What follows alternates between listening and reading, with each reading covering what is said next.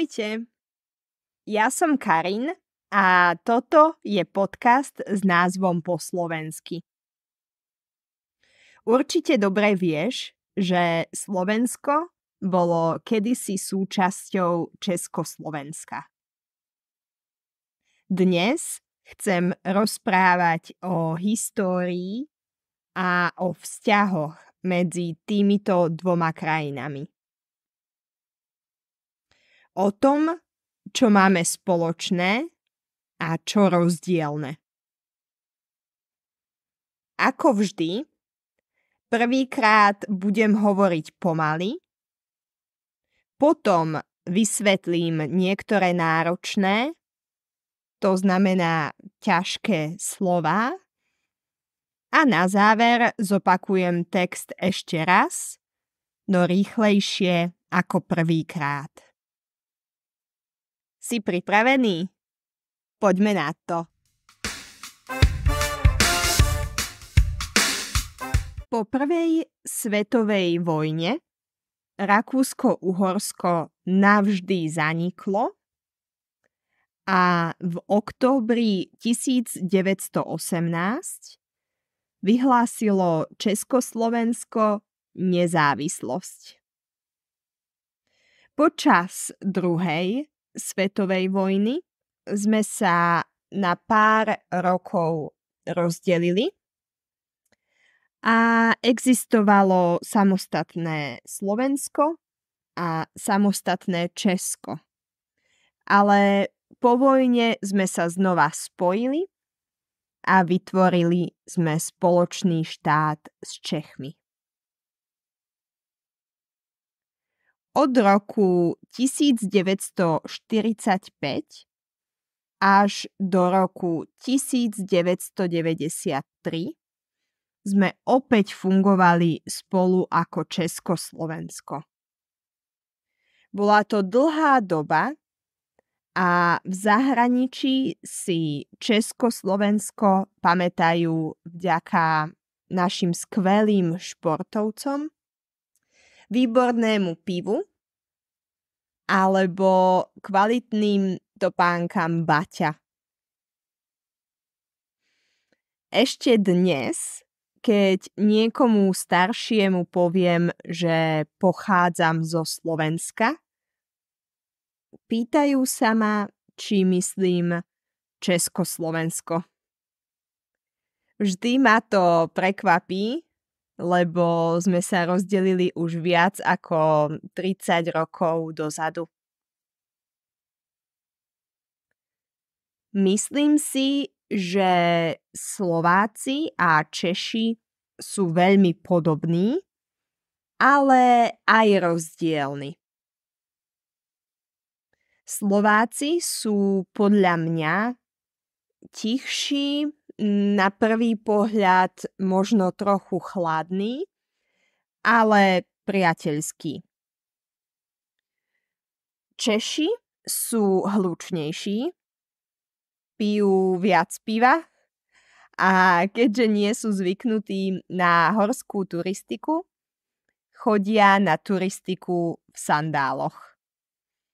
Toto je samozrejme stereotyp, ale naozaj som videla v Tatrách veľa Čechov v sandáloch. Často aj s ponožkami. Každopádne, napriek rozdielom sme veľmi podobní a zdieľame spoločnú históriu.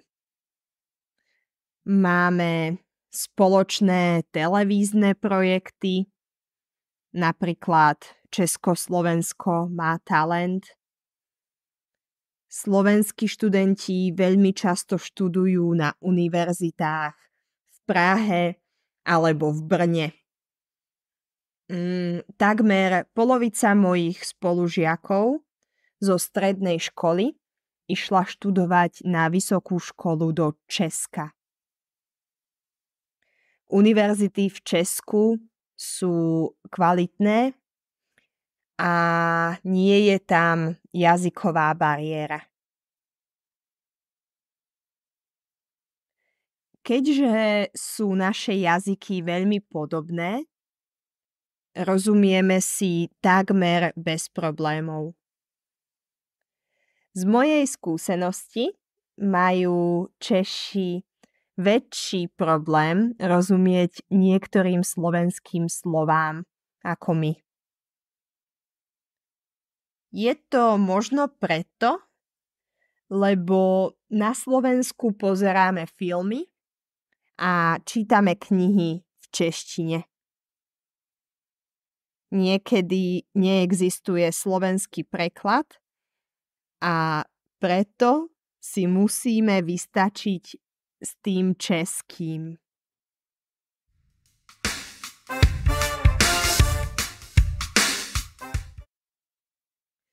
Tak, a teraz vám vysvetlím nejaké ťažké slová a frázy. Na začiatku som hovorila trochu o histórii a použila som výraz vyhlásiť nezávislosť. Vyhlásiť nezávislosť znamená, že nejaká krajina chce byť samostatná, lebo je iná z kultúrneho, možno ekonomického hľadiska. Napríklad po rozpade, teda zániku Rakúsko-Uhorska, vznikli nové krajiny. Československo vyhlásilo nezávislosť. Alebo iný príklad. Po rozpade Sovietskeho zväzu Estónsko, Lotyšsko, Litva a ďalšie krajiny vyhlásili svoju nezávislosť. Zaniknúť je sloveso, ktoré znamená prestať existovať. Keď Rakúsko-Uhorsko zaniklo, prestalo existovať, vzniklo, teda začalo existovať, Československo. Prvá a druhá svetová vojna sú dva veľké konflikty, ktoré výrazne ovplyvnili naše dejiny, našu históriu. Prvá svetová vojna začala v roku 1914 a skončila v roku 1918.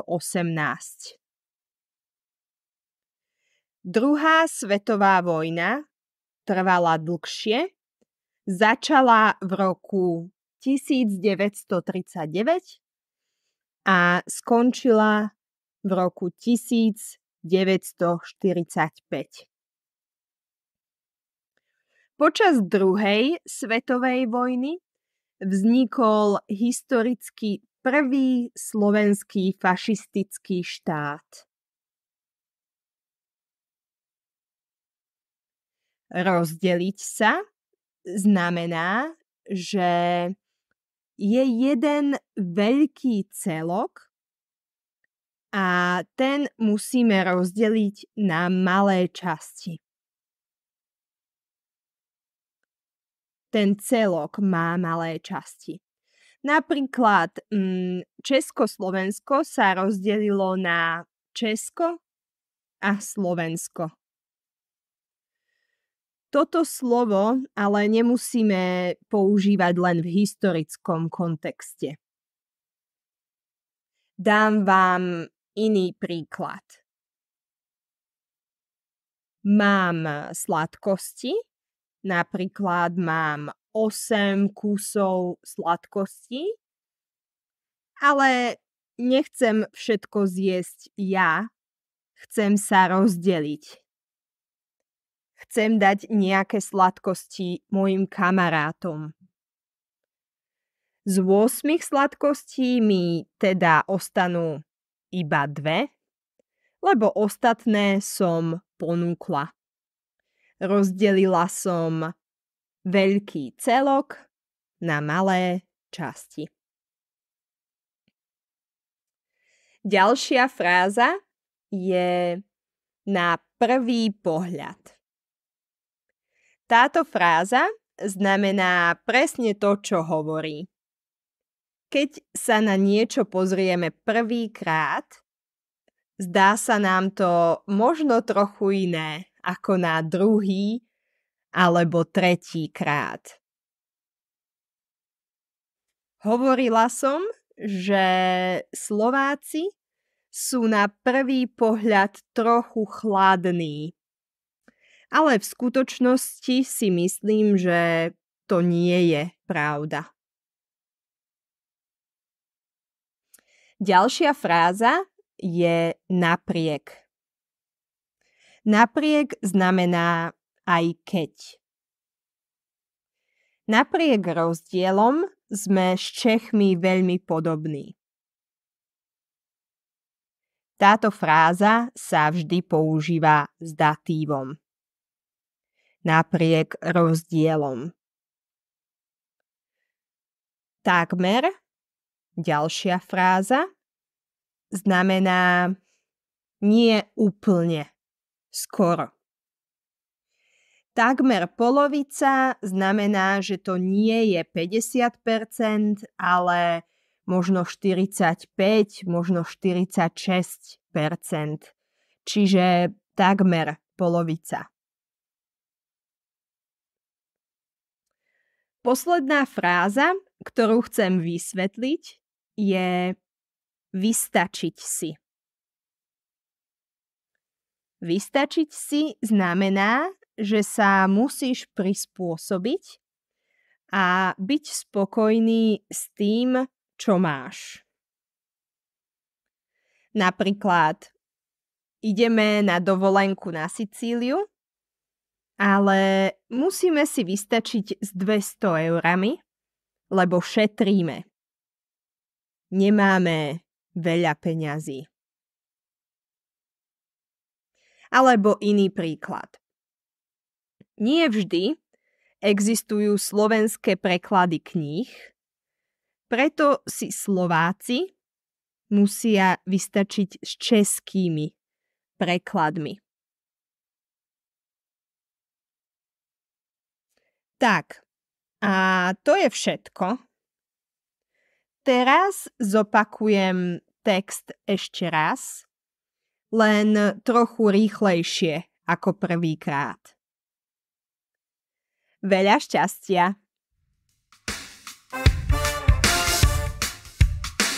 Po prvej svetovej vojne Rakúsko-Uhorsko navždy zaniklo a v októbri 1918 vyhlásilo Československo svoju nezávislosť.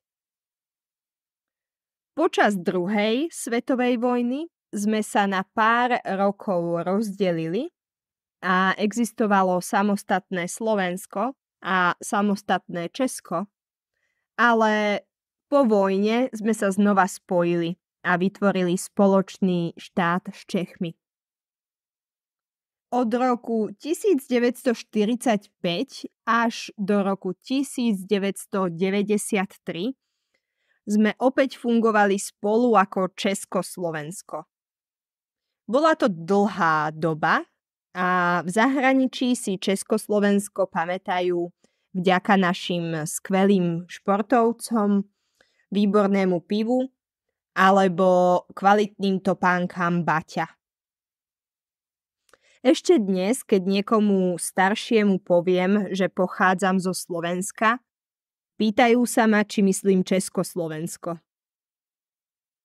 Vždy ma to prekvapí, lebo sme sa rozdelili už viac ako 30 rokov dozadu. Myslím si, že Slováci a Češi sú veľmi podobní, ale aj rozdielni. Slováci sú podľa mňa tichší, na prvý pohľad možno trochu chladný, ale priateľský. Češi sú hlučnejší, pijú viac piva a keďže nie sú zvyknutí na horskú turistiku, chodia na turistiku v sandáloch. Toto je samozrejme stereotyp, Ale naozaj som videla v Tatrách veľa Čechov v sandáloch. Často aj s ponožkami. Každopádne, napriek rozdielom sme veľmi podobní a zdieľame spoločnú históriu. Máme spoločné televízne projekty, napríklad Československo má talent. Slovenskí študenti veľmi často študujú na univerzitách v Prahe alebo v Brne. Aj takmer polovica mojich spolužiakov zo strednej školy išla študovať na vysokú školu do Česka. Univerzity v Česku sú kvalitné a nie je tam jazyková bariéra. Keďže sú naše jazyky veľmi podobné, rozumieme si takmer bez problémov. Z mojej skúsenosti majú Češi väčší problém rozumieť niektorým slovám ako my. Je to možno preto, lebo na Slovensku pozeráme filmy a čítame knihy v češtine. Niekedy neexistuje slovenský preklad a preto si musíme vystačiť s tým českým.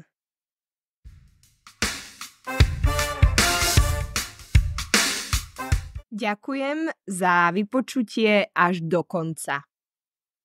Dúfam, že si veľa rozumel, aj keď v tejto epizóde som používala dosť veľa nových a ťažkých slov. Ak si nerozumel všetko na 100%, nevadí. Môžeš si kúpiť PDF s transkripciou a slovnou zásobou.